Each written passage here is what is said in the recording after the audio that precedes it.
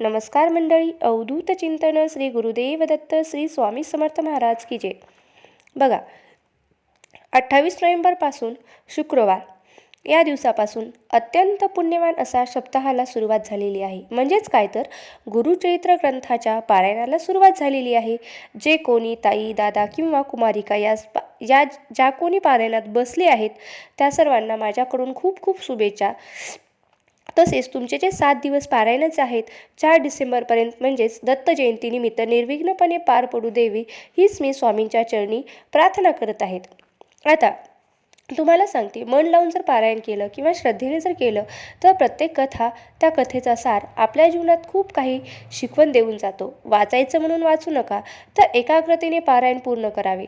आता आजच्या व्हिडिओमध्ये आपण ही माहिती जाणून घेणार आहोत की आपण जे गुरुचरित्र पारायणाला बसलो आहोत त्या गुरुचरित्र पारायणाचे उद्यापन कसे करावे, उद्यापनासाठी नैवेद्य किती भरावे किंवा किती करावे, नैवेद्य काय करावे, जोडप्यासाठी आपण जेवणासाठी जोडपे नाही भेटले तर काय करावे, किंवा कलशातल्या नारळाचं काय करावे, कलशाचं पाणी, सुपारी, फळ याचं काय करावं, अशा अनेक प्रश्नांची उत्तरे मी तुम्हाला व्हिडिओच्या माध्यमातून देणार आहे. तरी हा व्हिडिओ स्किप न करता शेवटपर्यंत पहा, जेणेकरून संपूर्ण माहिती तुमच्यापर्यंत मिळेल. 4 तारखेला दत्त जयंती आहे, पण त्या दिवशी आपण फक्त वाचन समाप्ती करणार आहोत. उद्यापन आपण हे मात्र 5 डिसेंबरला करणार आहोत. 5 डिसेंबरला तुम्ही घरात नैवेद्य महाआरती करायची आहे, जोडप्यांना जेवू घालायचं आहे, केंद्रात जाऊन अन्नदान किंवा दक्षिणादान करून आलात तरी सुद्धा चालतं. आपण लगेच पोथी आणि पूजा मांडणी उचलायची नाही. तर आपल्याला बघा, 5 तारखेला दिवसभर पोथी आणि पूजा मांडणी ही घरात तशीच ठेवायची आहे आणि नंतर आपल्याला काय करायचं आहे तर दुसऱ्या दिवशी म्हणजे 6 तारखेला आपल्याला ती पूजा मांडणी उचलायची आहे. आता तुम्ही 5 तारखेला संध्याकाळी पूजा मांडणी उचलू शकता किंवा दिवसभर तशीच ठेवलं तरी चालतं आणि दुसऱ्या दिवशी तुम्ही 6 तारखेला उचलू शकतात. आता गुरुचरित्र पारायण उद्यापनाच्या दिवशी 10:30च्या अगोदर आरती करून नैवेद्य दाखवावा. ही गोष्ट तुम्ही आवर्जून पाळा. किमान 12 वाजायच्या आत तरी तुम्हाला उद्यापन करायचं आहे. आता आपण जे गुरुचरित्र पारायण उद्यापन कसे करायचे किंवा कसे करावे, तर आता जाणून घेऊया गुरुचरित्र पारायण उद्यापन कसे करावे. बघा, गुरुचरित्र पारायणाच्या 8व्या दिवशी म्हणजेच उद्यापनाच्या दिवशी लवकर सकाळी उठून अंघोळ करून स्वच्छ कपडे घालावेत. त्यानंतर काय करायचं की जे आपण देवघरात देव आहेत त्या सर्वांना हळद कुंकू वगैरे फुलं अर्पण करायचं. त्यानंतर पारायणाची पूजा मांडणी असेल तर प्रथम त्याला दिवा प्रज्वलित करा. घरात आणि पूजास्थळी सुगंधी धूप लावावा आणि फुले व्हावीत. पूजा साहित्याची पूजा करावी. दत्त महाराजांना आणि स्वामी महाराजांना नाक घासून मुजरावर त्रिवार मुजरा करावा. हात जोडून कान पकडून क्षमा याचना करावी. बघा, दत्त महाराज, स्वामी महाराज, तुम्ही माझ्याकडून हे 7 दिवसाचं पारायण निर्विघ्नपणे पार करून घेतलं, यासाठी मी तुमची खूप खूप आभारी आहे. पारायण करताना किंवा नैवेद्य दाखवताना किंवा बोलताना किंवा वागताना जर माझ्याकडून काही चूक झाली असेल तर तुम्ही मला मनापासून क्षमा करा आणि यापुढे अशा मोठ्या सेवा माझ्याकडून करून घ्या, अशी आपल्याला त्यांना क्षमा प्रार्थना करायची आहे. त्यानंतर काय करायचं आहे, प्रथम आपल्याला ग्रंथ हा 3दा उचलायचा आणि 3 वेळा दत्त महाराजांचा जय जयकार करायचा आणि पोथी आपल्याला कपाळाला लावायची आणि पाया पडायच्या. आता आपण श्री गुरुचरित्र पारायणाचं जे उद्यापन करत असतो म्हणजे आता पोथी उचलण्याची योग्य पद्धत आपण पाहणार आहोत.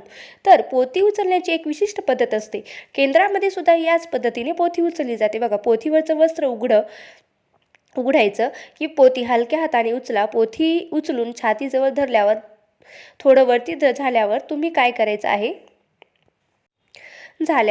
आणि तिसऱ्या वेळेस डोक्यावर ठेवल्यावर जे जयकार करायचा आणि मगच खाली ठेवायची. बघा, जे जयकार 3 वेळा करावा. आपले दोन्ही हात त्या ग्रंथाला लावायचे, जेणेकरून ग्रंथ जागेवरून आपल्याला छातीपर्यंत येईल अशा पद्धतीने वर उचलायचा आणि उचलत असताना काय म्हणायचं, अवधूत चिंतन श्री गुरुदेव दत्त, श्री गुरुदेव दत्त, श्री गुरुदेव दत्त, श्री गुरुदेव दत्त असे 3 वेळा म्हणायचं. परत तो ग्रंथ खाली ठेवायचा आणि परत ग्रंथ उचलत बोलायचे, अवधूत चिंतन श्री गुरुदेव दत्त, श्री गुरुदेव दत्त, श्री गुरुदेव दत्त, श्री गुरुदेव दत्त. परत तिसऱ्या वेळेस ग्रंथ उचलायचा आणि सेम याच पद्धतीने म्हणायचं आणि ग्रंथ आपल्या डोक्यावर ठेवायचा. बघा, तुम्हाला डोक्यावर ठेवायचा नसेल तर फक्त तिसऱ्या वेळेस पण ग्रंथ उचलला आणि खाली जागेवर ठेवला तरीही चालतं.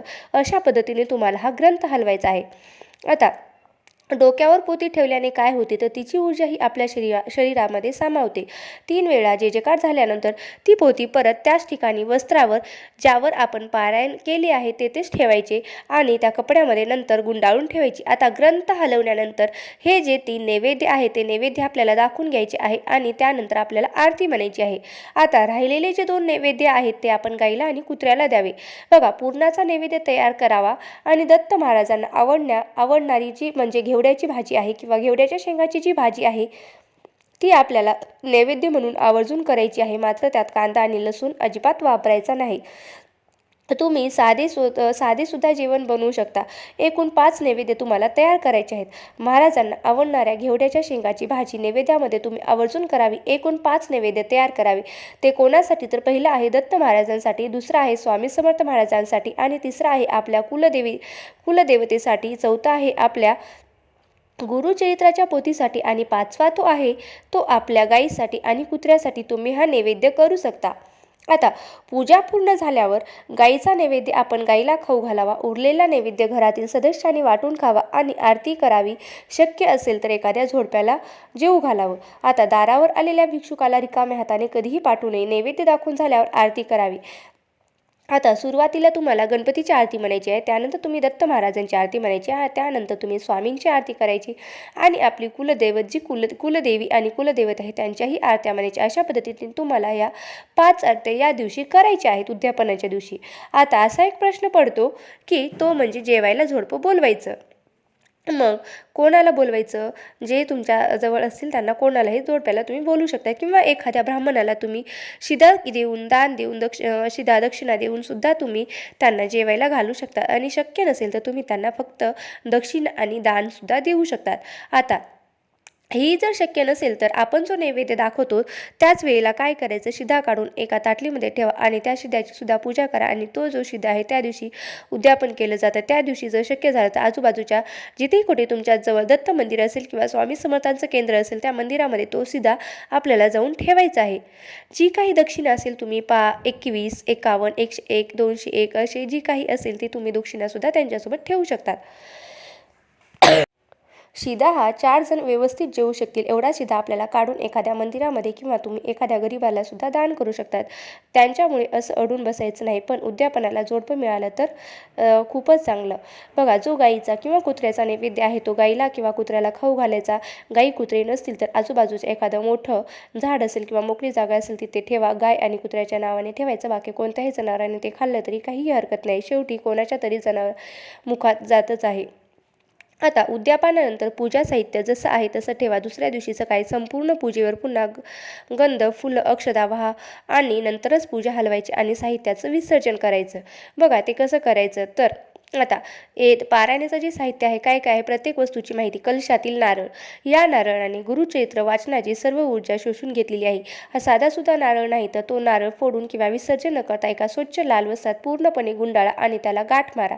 आता हा नारळ घराच्या प्रवेशद्वाराच्या आतल्या बाजूने वरच्या बाजूस टांगा. गुरुचरित्र पारायणाची ऊर्जा सदैव घरात राहिली आणि कुठलीही वाईट शक्ती आपल्या घरात प्रवेश करणार नाही. पण तुम्ही जर भाड्याच्या घरात राहत असाल तर जास्त दिवस राहणार असाल तर तुम्ही बांधू शकता. पण थोड्या दिवसासाठी राहणार असला तर तुम्ही नारळ फोडून प्रसाद म्हणून सुद्धा खाऊ शकता. आता 2 कलशातील पाणी.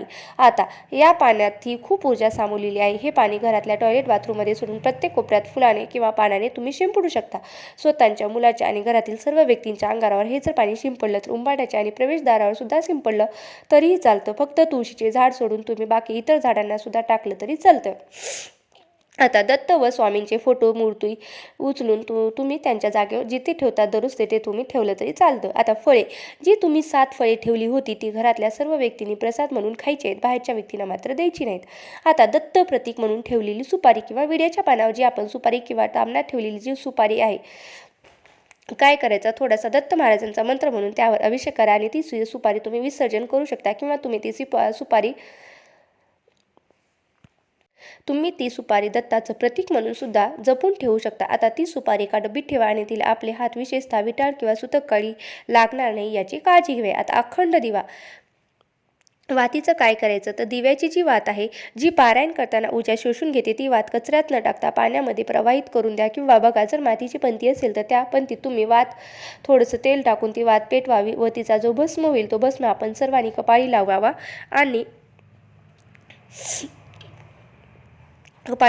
आणि काय करायचं, ते एकाच्या झाडाला टाकून द्यायचं, बुडाच्या झाडाला टाकून द्यायचं. अगरबत्ती, धूप यांची रक्षा, विभूती ही गुरुग्रंथाच्या वाचनाची रक्षा आहे, त्यामुळे त्यात प्रचंड ऊर्जा आहे. ही रक्षा फेकून न देता एका डब्बीमध्ये किंवा कागदाच्या पुडीत ठेवा आणि ही विभूती रोज घरातल्या प्रत्येकाने कपाळी लावणे. काय होतं तर त्यामुळे घरातील नकारात्मकता जी आहे ती नाहीशी होती आणि आजारी असताना किंवा नकारात्मक विचारांनी त्रस्त असेल तर अंघोळीच्या पाण्यात थोडी टाकून अंघोळ करा. प्रवासात किंवा महत्त्वाच्या कामासाठी जाताना सुद्धा तुम्ही कपाळी लावून जाऊ शकतात. आता पारायण संपल्यावर पोथी कोठे ठेवाल तर पारायण संपल्यावर पोथी उघडी ठेवायची नाही. गुरुचित्र ग्रंथ हा नेहमी झाकूनच ठेवा. स्वच्छ ब्लाऊज पीस किंवा कापड घेऊन पोथी झाका. गुंडाळून देवघरा जिथे तुमचा हात लागत नाही किंवा जिथे आपला हात जाणार नाही अशा ठिकाणी तुम्ही ठेवा. स्वामींच्या मोठ्या फोटोजवळ त्यांच्या चरणापाशी झाकून ठेवा. अडथळीत ठेवू नका. धूळ साचेल अशा ठिकाणी पण ठेवू नका. पोथीला धूळ, कीड आणि ओलसरपणा लागणार नाही याची काळजी मात्र नक्की घ्या. फक्त पारायणच करायचे असेल तेव्हाच ती बाहेर काढा किंवा हाताळा. आता सुपारी, हळकुंड, बदाम, विड्याची पाने हे तुम्ही पाण्यामध्ये विसर्जित करू शकता. श्री स्वामी समर्थ दिगंबरा दिगंबरा, श्रीपाद वल्लभ दिगंबरा किंवा दत्त महाराजांचा मंत्र तुम्ही विष्णू सहस्त्रनाम म्हणून याचं तुम्ही विसर्जन करू शकता. तर बघा मंडळींनो, दत्त जयंतीच्या निमित्ताने दत्त महाराजांची आणि स्वामींची सेवा ही खूपच महत्त्वाची आहे. आतापासून तुम्हाला अनुभूती यायला सुद्धा सुरुवात झालेली असेल. दत्त महाराज तुमची एकही सेवा ठेवून घेत नाहीत, तर तुम्हाला दुपटीने किंवा तिपटीने त्याची फलप्राप्ती ही करून देत असतात. बघा, तुम्हाला जर हा माहितीपूर्ण व्हिडिओ जर आवडला असेल तर नक्कीच माझ्या व्हिडिओला लाईक करा आणि कमेंट करायला विसरू नका आणि शेअर करायला तर विसरूच नका. आणि माझ्या चॅनलवरती जर नवीन असाल तर सबस्क्राईब करायला मात्र विसरू नका. आणि हा व्हिडिओ शेवटपर्यंत पाहिल्याबद्दल अगदी मनापासून तुमची खूप खूप आभारी आहे. धन्यवाद. श्री गुरुदेव दत्त. श्री स्वामी समर्थ महाराज की जय.